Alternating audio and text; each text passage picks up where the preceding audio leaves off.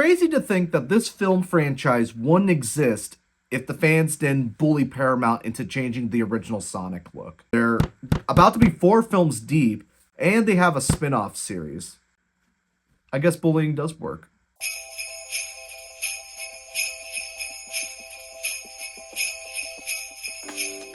Hi, welcome to Film Stash. My name is Douglas Campbell.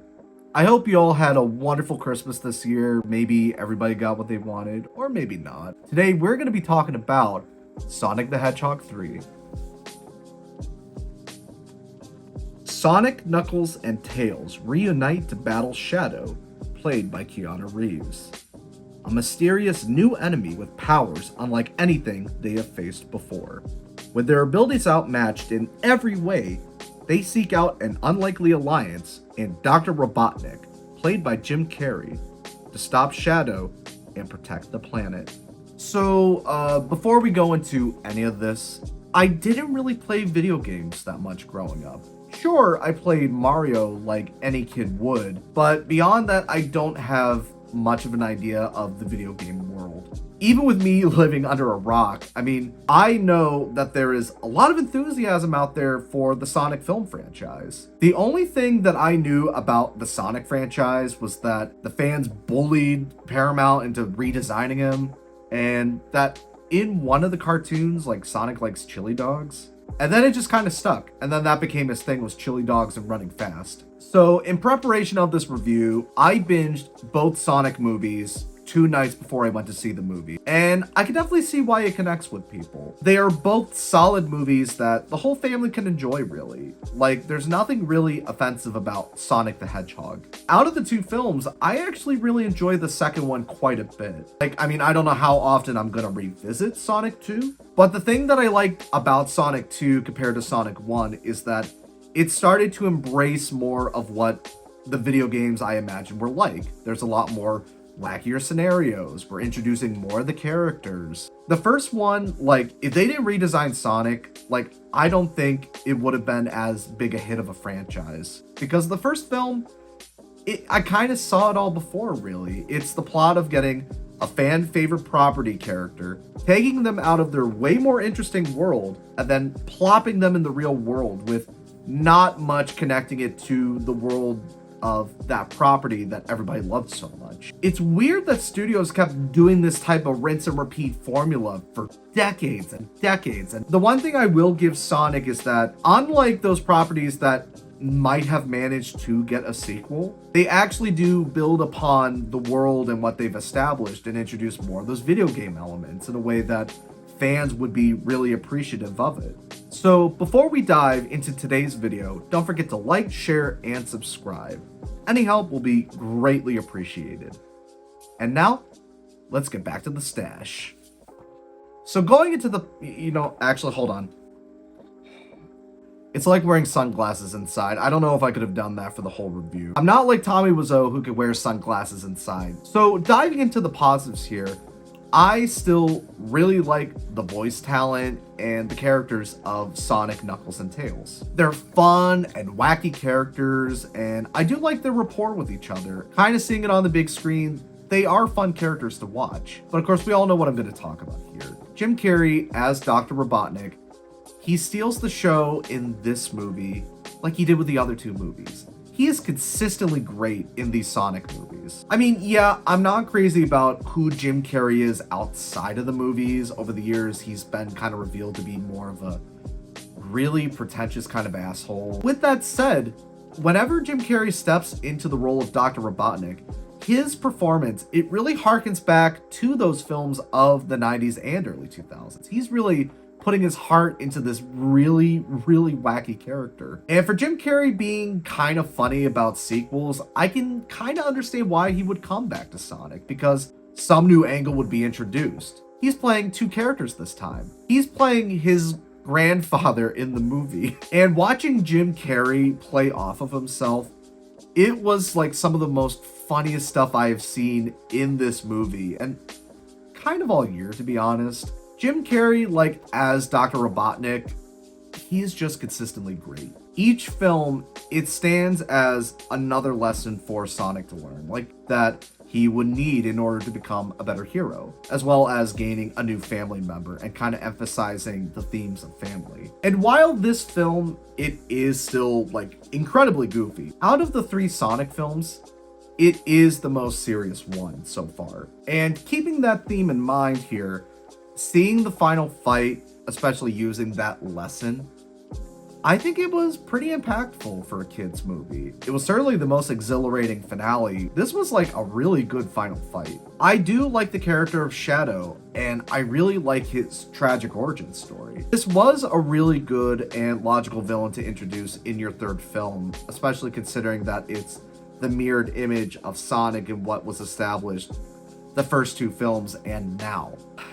And look, I like Keanu Reeves, but I'm very mixed on his performance here. Some of the line reads he gives, it is great. But then other times, that vocal performance, like in typical Keanu fashion, like sometimes the voice just kind of falls flat a bit. I was enjoying the story. Like, it was a decent story, and I liked what they were setting up here. I wanted to hang off of every word that Shadow was saying and how his story was going, but just sometimes the voice that was coming out of it, I just couldn't hang on to it because it sounded bad sometimes. You know what that means? That means it's time for intermission!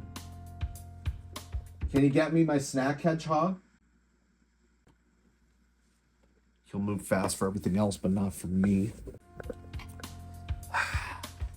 And today's snack, I mean, this was kind of obvious. I think we knew I had to do it. A chili cheese dog from my local hot dog restaurant. Which one it is, I won't say, because I don't like doxing. Cheers. That was good chili cheese. It's a normal chili cheese dog with some onion on top. I mean, sometimes you just can't beat the classics, you know? Like, a good hot dog, you know? Sometimes it does the trick for you. I would give this 9 out of 10. Bravo! Very nice. Bellissimo.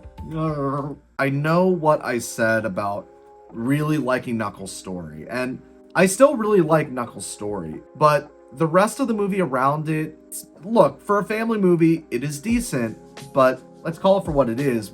Essentially, it's a retread of Sonic 2. It's literally like I have a Sonic the Hedgehog movie Mad Lib. This pre-planned story bit with blanks left in, and all I have to do is swap out little segments here, and then boom, new Sonic movie. Swap out the antagonist from Robotnik. Oh, now we're gonna do Knuckles. Nope, now we're gonna do Shadow. And the lesson at the end is finding family. Nope. Sparing your bad guys, save everybody. Nope. Making good choices. And yeah, it's a little different, sure. It's repackaged fine to where you could say it's a different movie. Sonic, Shadow, and Knuckles, they kind of share the same arc for 2 movies in a row, and it works fine here, but it's sort of starting to become a diminishing return, at least a little bit, as someone who's just entered this franchise. Also at this point, and I don't know if other Sonic fans feel this way, but James Marsden, him being in these movies, it was understandable in the first movie and even the second one to a degree. Now we're getting to a point where a lot of characters from the Sonic world are getting introduced. You have an established villain with Jim Carrey as Dr. Robotnik. Things are getting wackier and crazier, and I just feel like you don't need James Marsden and his wife character anymore. You have an audience surrogate character that at this point nobody even needs because people are loving the Sonic movies. Maybe you just gotta get rid of him altogether. I don't know. I think Paramount knows this too. His role is even more reduced than ever. There's gonna be a point where I think you just gotta leave him behind. Focus just all on Team Sonic. It's slightly weighing the movies down now, and I think you've gone crazy enough that you could take this back to Sonic's homeworld if you wanted to. In the end, I still had quite a bit of fun with Sonic 3. Comparably, if I had to rank them, I'd rank it Sonic 2, Sonic 3, Sonic 1. These are fun movies, and I think they are still on a bit of a hot streak, even though I think they took a little bit of a step back. Maybe things will change if you've seen the post-credits scene. And I'm sure if I were a bigger Sonic fan, I probably would have enjoyed Sonic 3 quite a bit more. As is, I think it's still a pretty cute family movie. I enjoyed it fine for the most part. It's not my favorite, but I would give it a solid 6 out of 10. This is like a good 6 out of 10. I do like this movie considerably more than Sonic, and this one's kind of a no-brainer, but if you like the Sonic movies, check out the new Super Mario Bros. Movie. I think it has a lot of what families would like, and I definitely can't wait for Super Mario 2. I can't wait. So yeah, if you haven't seen it, if you were like me with Sonic living under a rock, and you haven't seen Mario, check it out. Before we head out for the day, I'd like to say this video, it is being recorded on December 22nd, and it's gonna be released on Friday after Christmas. Because of the holiday season, I'm gonna be taking a bit of a hiatus for the next couple weeks. I will be back in January, but for now, that's where things are gonna be. I wanna thank you guys for watching my channel and for giving me all the support you can. Diving into this, I was incredibly nervous about even doing this at all. This is like an idea I've had in the back of my head for years, and now I'm diving into the water, and all the love and support that you guys have given me, I greatly appreciate it, and I want to thank you from the bottom of my heart. So with that said, I will see you guys next year. Thank you again so much for all the support. My name is Film Stash, and if you excuse me, I gotta add to the stash.